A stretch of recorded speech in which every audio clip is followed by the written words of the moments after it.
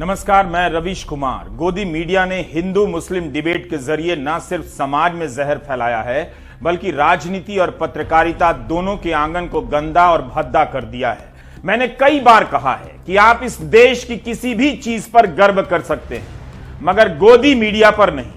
केवल यहां ही नहीं, दुनिया में कहीं भी जाएंगे इस गोदी मीडिया के कारण शर्मिंदगी उठानी पड़ेगी। हजारों करोड़ों के विज्ञापनों से लैस गोदी मीडिया और पत्रकारिता के नाम पर एंकरों ने इस देश की राजनीति और पत्रकारिता को बर्बाद कर दिया। आज आप उनके पीछे खड़े होकर जितनी तालियां बजाना चाहते हैं बजाते रहिए, लेकिन एक दिन दिखेगा कि गोदी मीडिया कुछ और नहीं, जनता नाम की हस्ती को मिटा देने का हथियार है, लोकतंत्र का हत्यारा है। एक दिन नहीं, एक हफ्ता नहीं, एक महीना नहीं, एक साल नहीं, बल्कि 8 साल से यह तमाशा रोज न्यूज चैनलों पर चल रहा है।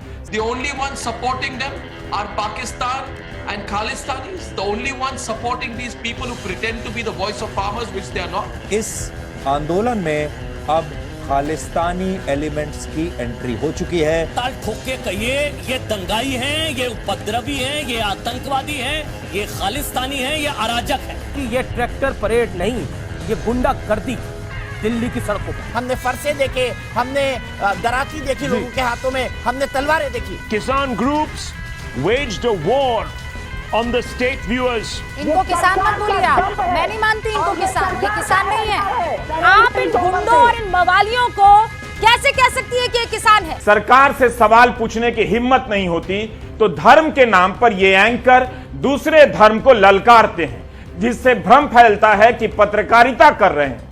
जहां सवाल पूछना चाहिए, जिससे सवाल पूछना चाहिए, उसके सामने हलक सूख जाती है।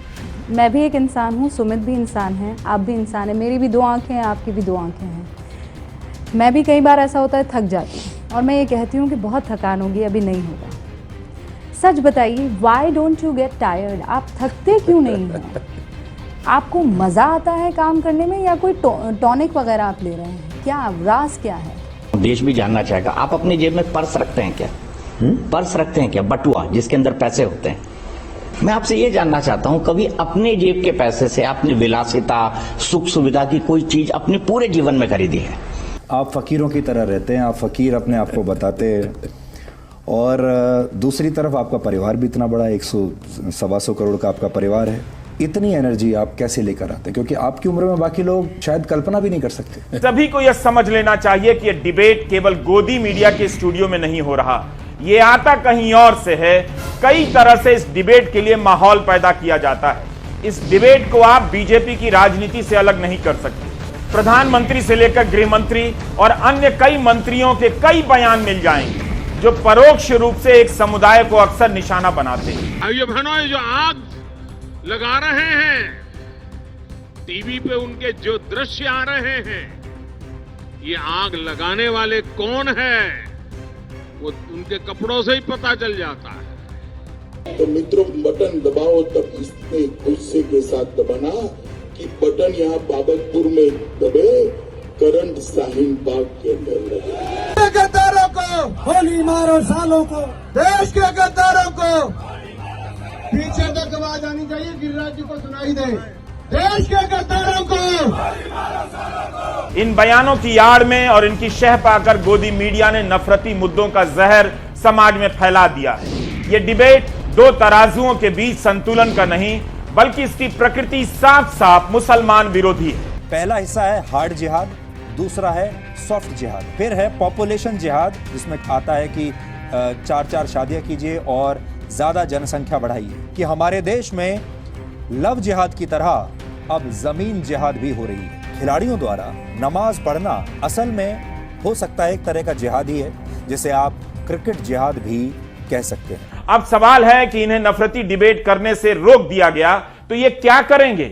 अगर सीधे सीधे दिन रात सरकार की वाहवाही करेंगे तो जनता समझ जाएगी, इसलिए यह करना मुश्किल होता है। इसलिए धर्म के नाम पर डिबेट खड़े किए जाते हैं ताकि ये दूसरे धर्म को ललकारते हुए नजर आए, सवाल करते हुए नजर आए। केवल नफरती डिबेट का मामला नहीं है, विपक्ष विरोधी पत्रकारिता का भी है।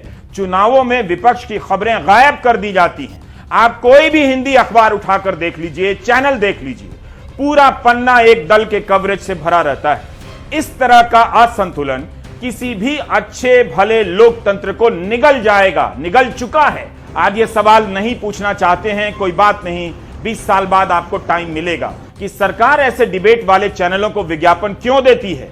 यह डिबेट पिछले हफ्ते तो नहीं हुई है, बल्कि 8 साल से दिन रात चल रही है। क्या सरकार को नहीं लगा कि गलत हो रहा है?